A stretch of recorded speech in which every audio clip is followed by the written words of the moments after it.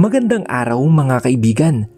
Samahan niyo po akong muli para sa isang kwento ng pag-ibig na tiyak na kapupulutan ng aral at magpapaantig sa inyong mga puso.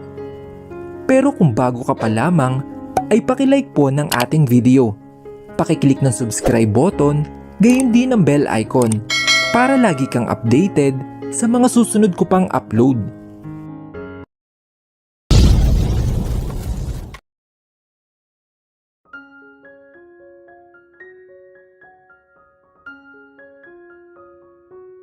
Samot-sari na naman ang pumapasok sa isipan niya. Paano na sila magiging anak niya? Naawa siya sa magiging anak niya. Napatigil sa pag-iisip nang kumatok si Dayan. Binuksan niya ito at lumabas na. Confirmed? Tanong nito sa kanya at tumingin sa hawak niya. Tumango naman siya rito at kasabay noon ang pagtulo ng kanyang mga luha. Bigla siyang niyakap ng pinsan. Bigla rin siyang napagulhol nang maramdaman ang hagod nito sa likuran niya. Stella, basta nandito lang kami para sa iyo. Kaya mo yan, ikaw pa. Hindi naman kailangan ng ama niyan. At alam ko magiging mabuti kang ina at ama sa magiging anak mo. Alo nito sa kanya. Kinabukasan ay para siyang tinamad pumasok. Maya't maya rin ang pagkahilo niya, pati ang pakiramdam na nangangasim na siya.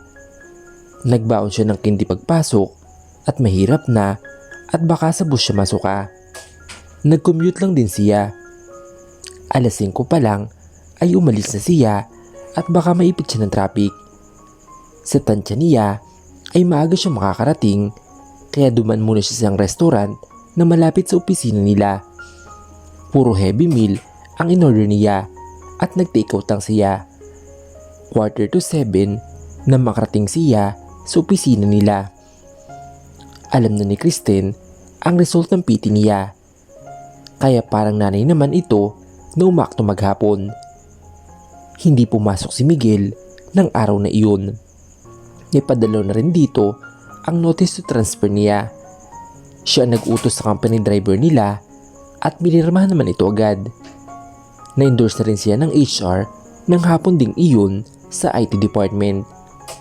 Kilala man sila kaya wala nang sire-seremonya. Nanibago siya kaya nangapapa siya. Past learner naman siya kaya hindi siya nahirapan. Pinakita niya ang mga design ng portfolio niya kaya nagpunta siya sa graphic and design team. Naging masaya siya sa bagong environment. Naging kaklose na niya rin agad ang mga kasamahan niya kaya hindi siya nalungkot masyado. Bumibisita naman si Kristen sa kanya para kumustahin siya. Samantala, napatayo si Miguel sa kinuupuan na makitang muntik na mabuwal ang babaeng kanina pang pinapanood sa screen. Nagkasya na lang siyang panoorin ang mga kilos nito sa monitor. Bago pa man niya pirmahan ang notice, ay hiningi niya access ng CCTV ng buong building. Dahil ang sabi niya ay sa bahay siya magtatrabaho. Madalas siya nakikitang natutulog ito sa desk nito kahit na break time at parang pagod na pagod. Tinawagan pa niyang head nito at tinanong kung masyadong magbigat ba ang trabaho nito, pero hindi naman daw, kaya sobra siya nagtataka. Marahil ay nalulungkot pa ito sa nangyari sa kanila. Miss na niya ang dalaga. Sabik na siyang mayakap ito at saka mahalikan. Hindi siya ganito kay Nicole kahit kailan. Kung hindi lang nito dinadala ang anak nila, ay baka hiwalay niya na. Ilang beses niyang inamin sa dalaga na si Stella na ang mahal niya, pero ayaw pa rin siya nitong pakawalan. Aakuin naman talaga niya ang responsibilidad bilang ama na nasa sinapupunan nito. Pero sinabi itong ipagkakalat nito ang tukol sa kanya at palalabasin na si Stella ang patay na patay sa kanya. Ayaw niyang masaktan ng huli kaya niluan niya ito. Yun ang akala ni Nicole, lingid sa kaalaman nito, bilhin niya ang katapat na unit ni Stella. Hindi siya nahirapan dahil kaibigan ng mama niya ang may-ari ng building kung saan nakatira ang dalaga. Pagkatid niya sa airport kay Nicole ay agad na tumungo siya rito at gusto niyang bantayin ito. Wala itong pasok sa spotlight kaya alam niya na diretsong uwi ito ng kondo. Napatingin siya sa orasan at alisin ko na pala.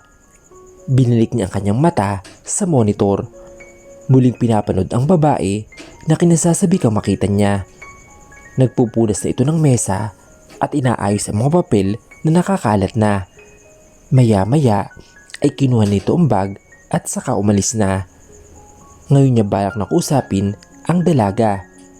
Malapit lang opisina kaya alam niyang maya-maya ay darating na ito. Tinawagan niya ang guard sa baba at kung dumating na ang sasakyan nito at nandun nga daw. Inawang niya ang pintuan ng unit niya para masilip kung dumating na ito. Pagkalipas ng 5 minuto ay narinig niya may mga yabag. Nakita niya ang dalaga na nagkakalkal sa bag. Marahil susi nito ang kanyang hinahanap. Binuksan niyang tuluyan ang pintuan niya. Napalingon naman ito sa unit niya at nagulat na makita siya. Miguel? Bulalas nito. Nilapitan niya ito at mabilis na hinila papasok ng unit niya at sinandal niya sa pader. Walang sabi-sabing hinalikan niya ang mga labi nito na nakaawang. Kung alam lang nito kung gaano niya na-miss ang mga labing iyon. Naramdaman niya ang pagtulak ng dalaga sa kanya kaya idinini ang sarili niya sa katawan nito at agad na hinuli niya ang magkabilang kamay nito at saka itinaas. Halos hindi nito makagalaw at patuloy pa rin niyang ninanamnam ang mga labing kinasasabikan niya. Para siyang uhaw na uhaw. Kung kanina ay maras ang paraan ng paghalik niya, ngayon naman ay banayad na. Ilang segundo pa ay naramdaman niya ang pagtugon ng dalaga sa mga halik niya.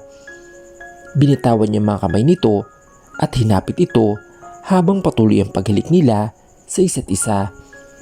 Ramdam din niya ang pagkasabik nito. Iginaya niya ito sa sopa nang hindi naghihiwalay ang kanilang mga labi.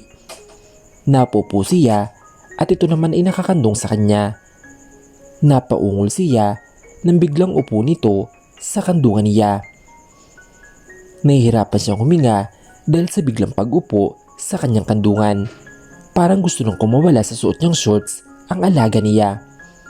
Ganun kalaking epekto sa kanya ng dalaga. Dampi pa lang ng katawan nito ay init agad ang nararamdaman niya. Pinaikot nito ang mga braso sa leeg niya. Tinitigan siya nito at maya-maya ay napakagatlabi naman ito. Hindi niya napigilan ang sarili at muling sinakop ang nangaakit na mga labi ng dalaga. Panahimas naman ang kamay niya sa pangupo ng dalaga, pakyat sa likod nito. Maya-maya ay sinakop ng isang kamay niya ang dibdib nito na ikinaungol ito. Binaba niya ang mukha sa leeg nito at pinupog ito ng halik. Pero bago pa lumalim iyon ay siya na ang kusang bumitaw. Napakunot naman ito na tumitig sa kanya. Maya-maya ay umalis ito sa kandungan niya.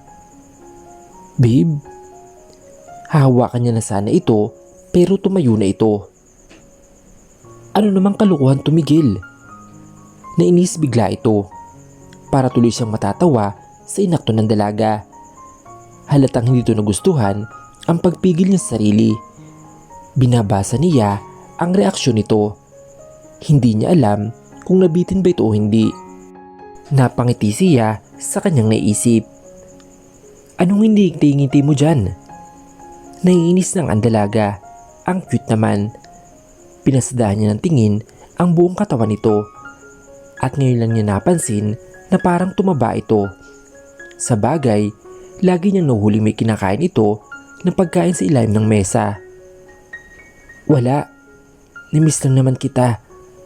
Mamaya itutuloy natin, promise. Pilyong sabi niya ni kinapula ng mukha nito. Uuwi na ako. Akamang tatalikod ito nang hilahin niya ito ulit at napuupo ito sa kandungan niya. Mamaya na, mag-uusap pa nga tayo eh. Masuno yan isang sabi. At tinasal lang nito ng kilay. Maliligo lang ako Ang lagkit ko na, sabi nito at mabilis na tinungo ang pinto. Bubuksan na sana nito ang pintuan nang tawagin niya.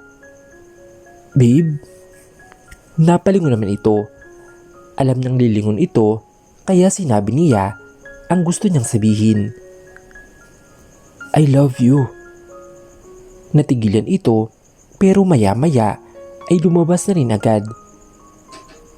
Sa kabilang banda, hindi pa rin siya makapaniwala sa sinabi ng binata sa kanya. Nilingon niya ang nilabas ng pinto. Talagang dyan ito nakatira? Nasaan si Nicole? Agad na hinanap niya ang kanyang susi at binuksan ang pinto ng kondo at pasalampak na naupo sa sopa. Bigla naman siyang nainis sa kanyang sarili. Napakarupok talaga at hindi rin siya nakatiis. Tinigo naman niya ang mga halik ng binata. Nasaan ang pinako niya sa kanyang sarili? Oo, sabik siya roon at hindi rin niya alam nung una. Pero nung nakaraan ay nag-research siya ng mga dapat gawin ng mga buntis para mapangalagaan ang batang nasa sinapupunan. May isang link siya napindot dahil na-curious siya sa tanong na nasa 3 rank ng Google. Binasa niya iyon at parang ganun nga ang nararamdaman niya. At ngayon, alam niya na nagkikrib din pala ang buntis ng sex aside from paglilihi. Normal lang daw iyon, kaya excited talaga siya na magpa-check up. Marami siyang nais itanong sa mga doktor. Bigla siya nakaramdam ng pag-iinit. Hanggang ngayon, ikaw kaya ang bitinin? Mabilis na tinungo niya ang kwarto at pumasok sa banyo. Pagkatapos inagbis na siya, as usual, loose shirts at dolphin shorts ang suot niya. Hindi rin siya nag-abala na magsuot ng bra dahil siya lang naman ang mag-isa rito. Nakaramdam siya ng gutom kaya tinungo niya ang rep at naghanap ng mailuluto. Pinuno niya ito dahil dito muna siya magstay at nakakapagod magbiyahe pauwi ng Valenzuela, lalo na ngayong buntis siya. Oo nga pala, hindi niya alam kung sasabihin ba sa lalaki nakatira sa tapat ng unit niya o hindi ang pagbuntis niya. Masaya sana kung aalagaan siya nito habang buntis siya. Yung uutusan mo siyang bumili ng pagkain habang naglilihi siya. Tapos magmamadaling aalis kasi ayaw nito magalit siya. Yung laging aalalayan sa daan o paakyat ng hagdan. Yung may kasama kada check-up. Nakakalungkot isipin, sa mga drama niya lang pa yun nakikita. Parang gusto niyang humigop ng sabaw kaya nilabas niya ang manok at saka ang gulay. Magtitinolan lang siya. Nagsayang muna sa rice cooker bago hiniwa ang mga dapat hiwain. Hindi pa siya tapos maghiwa ng chayote nang marinig niya ang doorbell. Agad na tinungo niya iyon at binuksan ang pinto. Pagbukas niya, ang gwapong mukha ni Miguel ang nabungaran niya. Saka lang niya ulit naalala na dyan nga pala ito nakatira sa tapat ng unit niya. Nagulat pa siya nang magsalita ito. Dem, hindi ka malang nagtatanong kung sino bang nasa labas. Basta ka lang nagbukas ng pinto. Pasermo na sabi nito. Tinasan niya lang ito ng kilay at isasara niya sana ang pinto nang pigilan ito. Hey! Isasar ko ulit, tapos mag-doorbell ka. Tapos, tatanungin ko kung anong pangalan mo. Okay ba yun? Inis na sabi niya at iniwan na ito. Natawa naman ito sa sinabi niya. Bumalik siya sa kusina at pinagpatuloy ang ginagawa. Pero nagulat siya nang bigla siyang yakapin ni Miguel mula sa likod. Miguel, ano ba? Pilit niyang tinatanggal ang mga kamay nito na nakayakap sa kanya. Inaamoy nito ang kanyang buhok. Hinawi nito ang basang buhok niya at hinalikan nito ang batok niya. Ang bango naman ng mahal ko. Masuyong bulong nito sa tenga niya. Lalo naman siya nakaramdam ng init ngayon. Pero nilabanan niya lang ang pakiramdam na iyon at naramdaman niyang itinas nito ang kamay papunta sa dibdib niya. Wala siyang bra kaya nagpumigla siya. Ano ba? May ginagawa akong Miguel. Paasik na sabi niya pero niyakap lang siya nito. Alam ko, gumawa ka lang dyan. Gusto lang kitang iyakapin. Nakangiting sabi nito. Yakap ba yan? Iba naman ang ginagawa mo eh. Reklamo niya. Wala naman akong ginagawa, babe. Pinaparatangan mo agad ako. Pero sige, gagawin ko kung ano man yung sinasabi mong ginagawa ko. Pilyo nitong sabi. Sa sobrang inis niya ay siniko niya ito at napabitiw naman ito sa pagkakayakap sa kanya. Ouch! Daing nitong natatawa. Buti nga sa'yo. Bulong niya at pinagpatuloy niya ang paghiwa ng gulay. Sinunod niya ang bawang, sibuyas at tuya. Nakita niya sa gilid ng kanyang mga mata ang pag-upo nito sa island counter at pinapanood lang siya nito. Hindi niya man ito pinansin. Hinugasan niyang manok na hiniwa kanina at sinalang ng malaking pan. Pagkatapos igisa ang bawang at sibuyas, ay sinunod na niya ang manok at gulay. Maya-maya ay nilagyan niya ito ng siling green at tubig saka tinakpan na ito. Dito ako kakain. Sarapan mo ha, sabi nito sa kanya. Saka lang niya na-realize na marami pala nilagay na manok at nahiwang gulay. Sayang naman, baka mapanis lang, kaya tumango na lang siya. Naghugas muna siya ng kamay at pumunta sa sala. Binuksan niya ang Android TV niya at hinanap ang Netflix.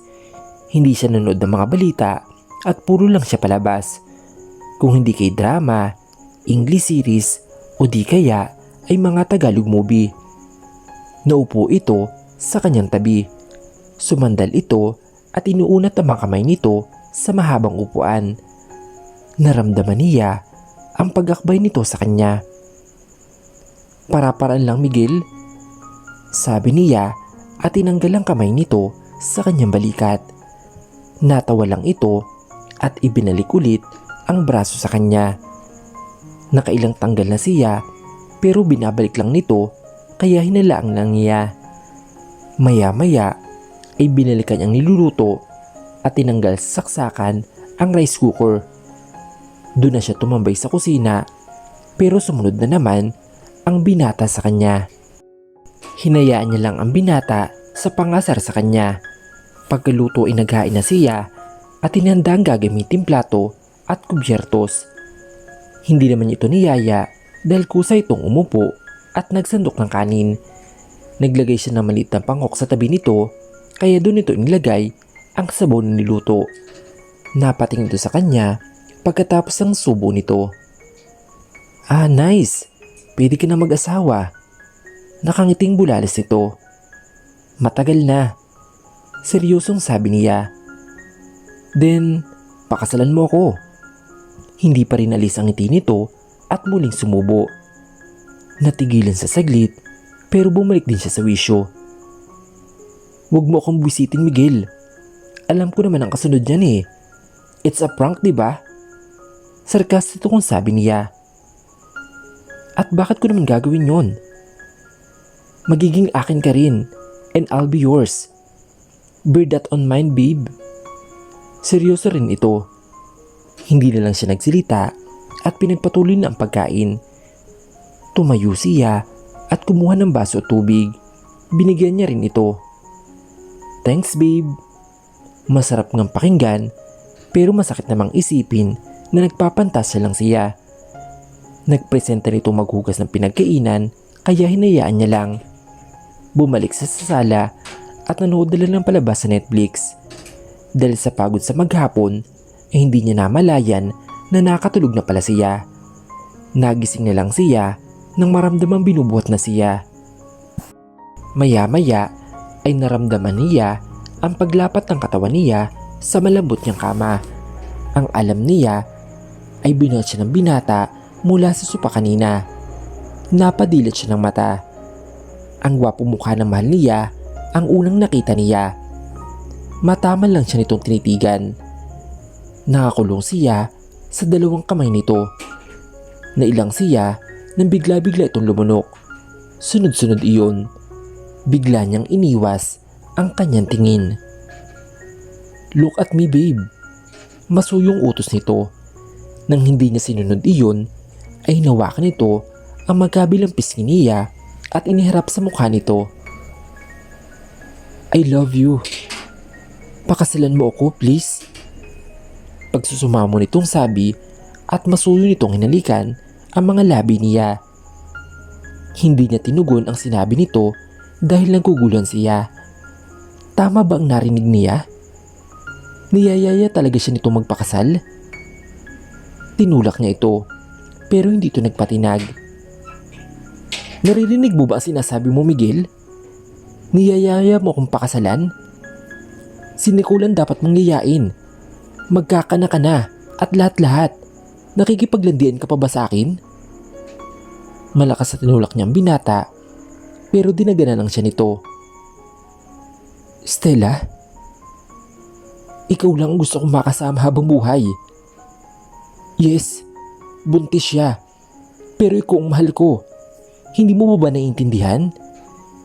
Hindi ko naman pababayaan na magiging anak namin." "Oo, Miguel. Hindi ko talaga maintindihan. Ginagawa mo lang ba akong laruan? Ano yun? Pag mag-asawa na tayo, dalawa ng uuwian mo, ako at ang mag-ina mo?" "Hindi, Stella. Sa'yo lang ako uuwi. Sa'yo lang ako. Dahil mahal kita."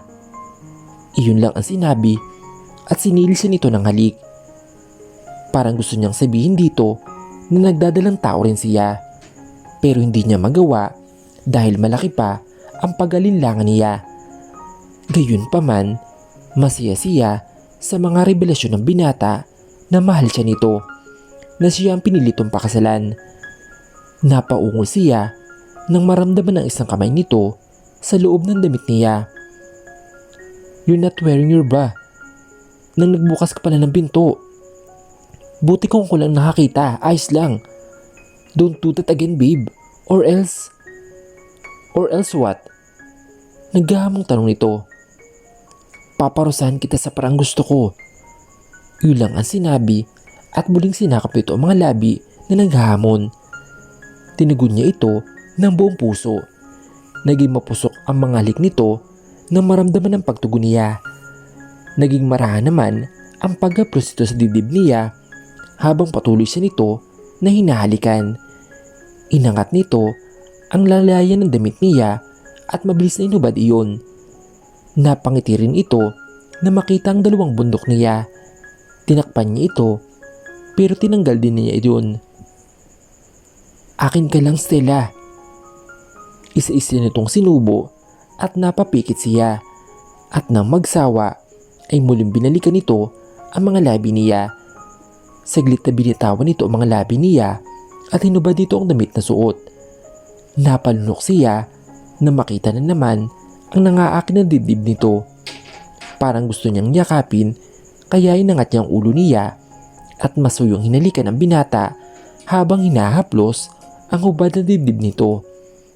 Nagulat siya nang pinagpalit nito ang pagpwesto nila. Napatagan siya rito. "Bakit ang wild mo ngayon, babe?" Bulong na sabi nito. Natawa lang siya. "Buntis ako malamang." Parang gusto niyang sabihin. Hinawakan nito ang leg niya at masuyo itong hinalikan. Naging malikot naman ang kanyang mga kamay. Hinaplos niya ang dibdib nitong matigas at dahan-dahang ibinaba. Hinawakan niya ang butones ng shorts nito pero napahawak siya sa matigas na bagay sa pagitan nito. Natawa siya nang magmura ito. Niyakap siya nito at pinagpalit ang pwesto nila. Ito naman ang nasa ibabaw niya. Umalis ito saglit at hinubad nito ang shorts na kanyang suot na hindi niya mabuksan kanina. "I love you," sabi nito habang hinuhubad ang isa pang saplot.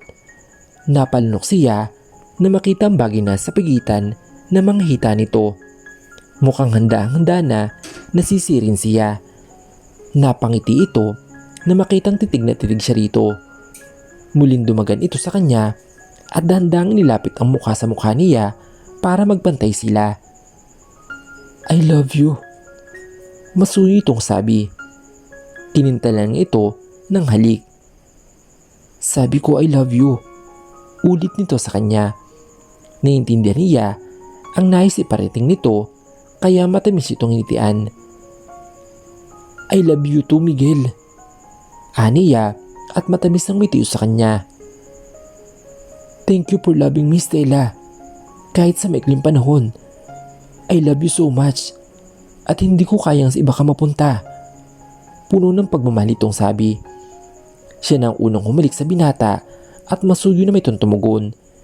Gumalaw ang dila nito at maya-maya ay sinipsip nito ang dila niya.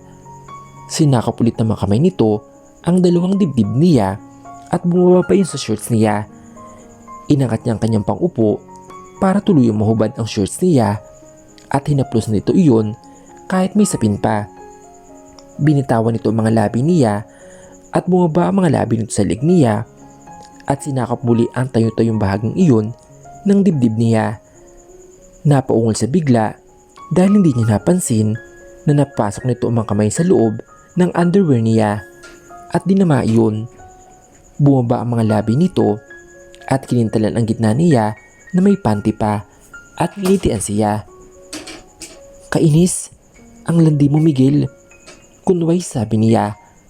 Ang totoo naman ay gusto niya na maramdaman ito sa loob niya. Dahan-dahan nilang ginawa ang bagay na iyon na nagdudulot ng kiliti sa buong pagkatao niya. Ang sarap sa pakiramdam ng ginagawa ng binata sa kanya. Maya-maya ay mabilis ang pag-ulos nito sa ibabaw niya. Hanggang sa marating na nila ang rurumang kaligayahan. Hindi niya alam kung ilang beses na siya nitong inangkin. Narinig niya ito na nagsalita. Hinalikan siya nito sa noo at bumulo sa kanya. I love you, Stella Lagdameo. Iyon lang at mahigpit na niyakap siya nito mula sa likod. Sobrang saya ng mga sandaling iyon.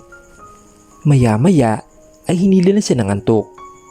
Nagising siya bandang madaling araw dahil panay ang kalam ng sikmura niya.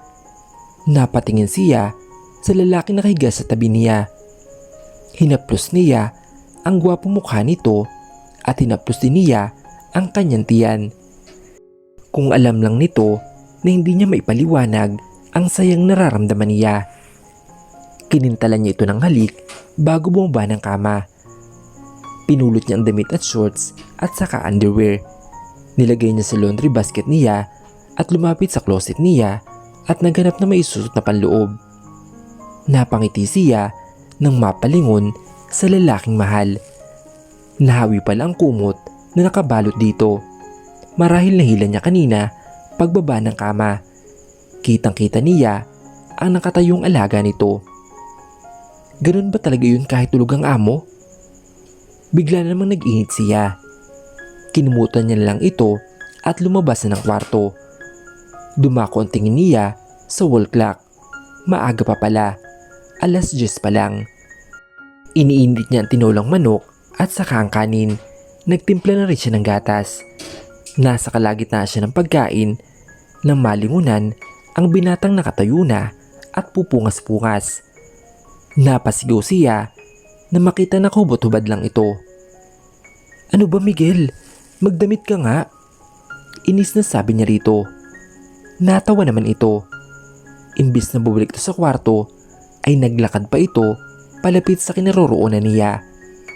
Iniwas naman agad niya ng tingin at itinuloy ang pagkain. Niyakap siya nito. Ramdam naman niya ang hininga nito sa batok niya nang yakapin siya nito. Akala ko, iniwan mo na ako. Mahinang sabi nito. Nilingon niya ito. At bakit naman kita iiwanan sa sarili kong pamamahay? Nagutom lang ako. Ikaw nga tong nangiiwan eh. Sabi niya at biglang hinalikan siya sa labi. Tumugo naman ito pagkuwan. Hindi na kita iiwan dahil mahal kita. Pangako. Magbihis ka nga muna. Nailang ako. Nakita mo naman to, diba? Bakit ka pa naiilang? Anito at hinimas ang baba niya sabay kintal ng halik sa labi niya. Hinampas niya ito sa braso.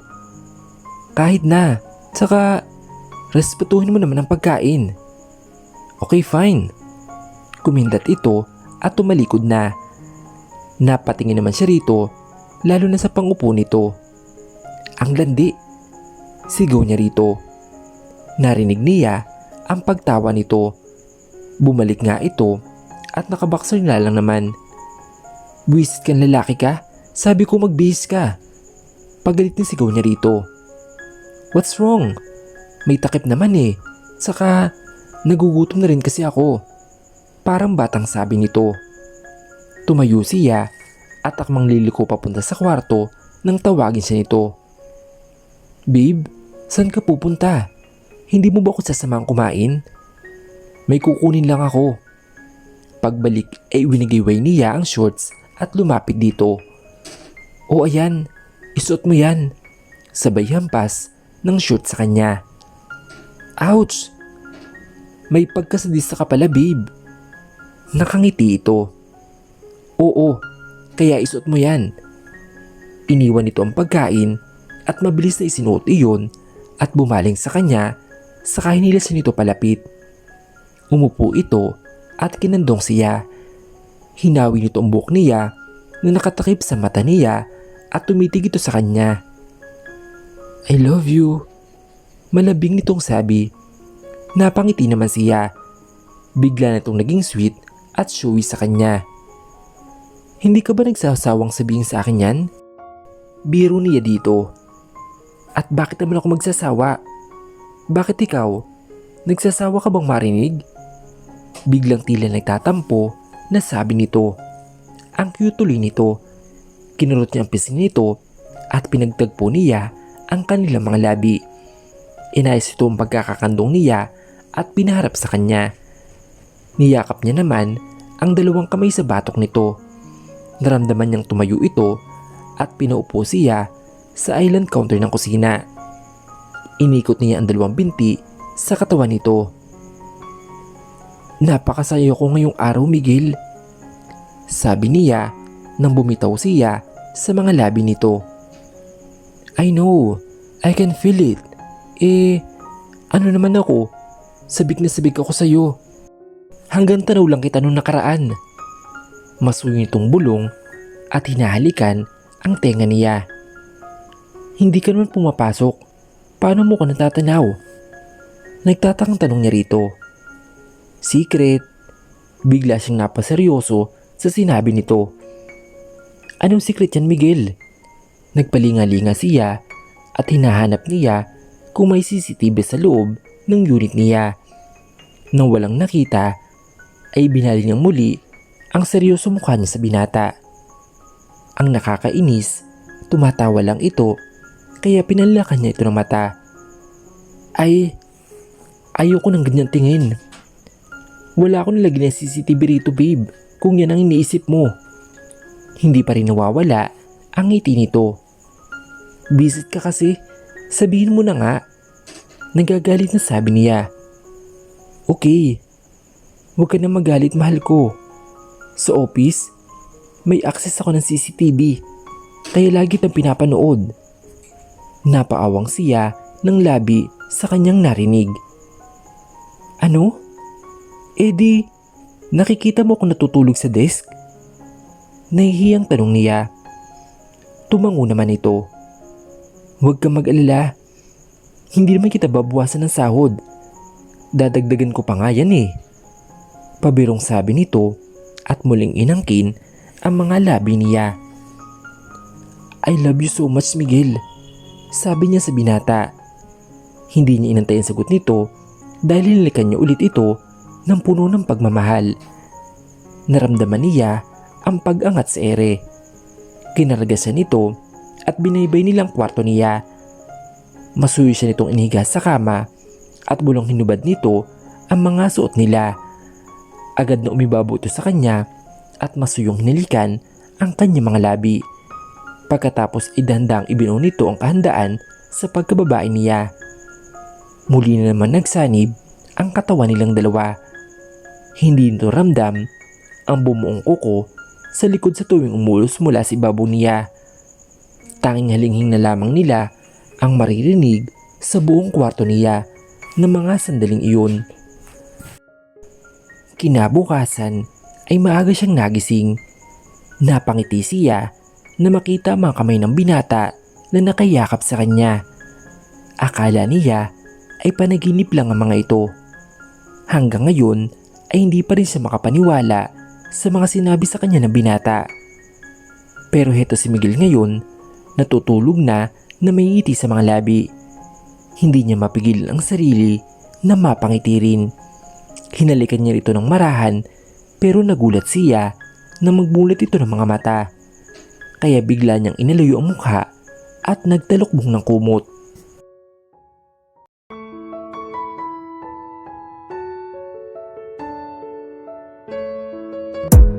You gotta focus on yourself, on your faith, on your dreams, on your mind, on your health, yeah. You gotta work, never tell, keep your head down, find what you love and excel, yeah.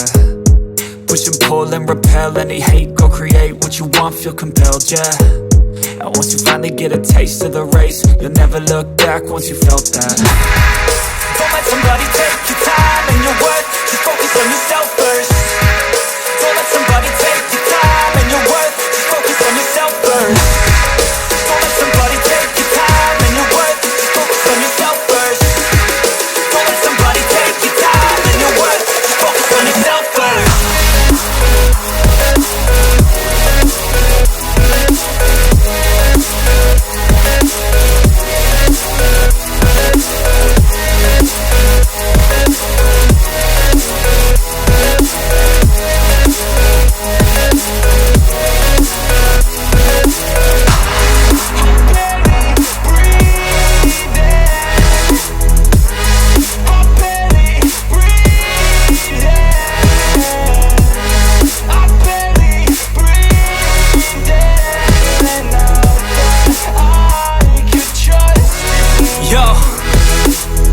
Think about others way before myself, yeah. I guess that's why I feel like I go through hell, damn.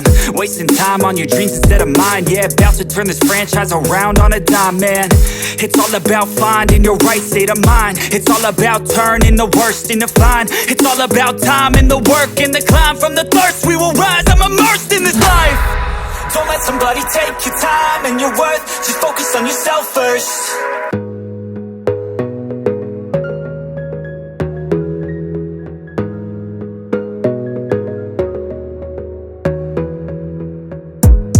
Gotta focus on yourself, on your faith, on your dreams, on your mind, on your health, yeah.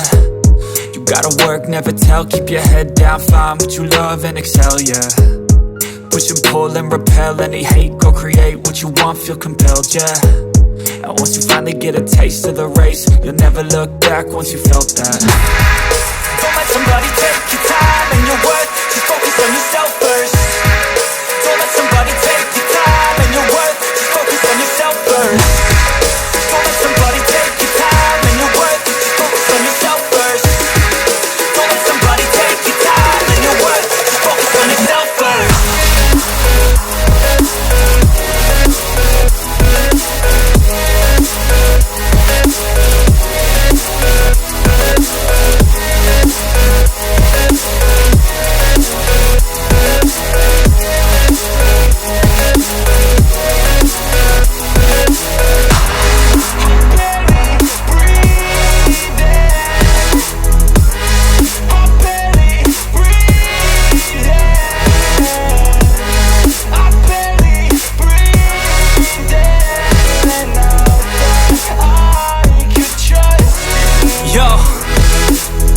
Think about others way before myself, yeah. I guess that's why I feel like I go through hell, damn. Wasting time on your dreams instead of mine, yeah. About to turn this franchise around on a dime, man. It's all about finding your right state of mind. It's all about turning the worst into fine. It's all about time and the work and the climb. From the thirst we will rise, I'm immersed in this life. Don't let somebody take your time and your worth, just focus on yourself first. Don't let somebody take your time and your worth, just focus on yourself.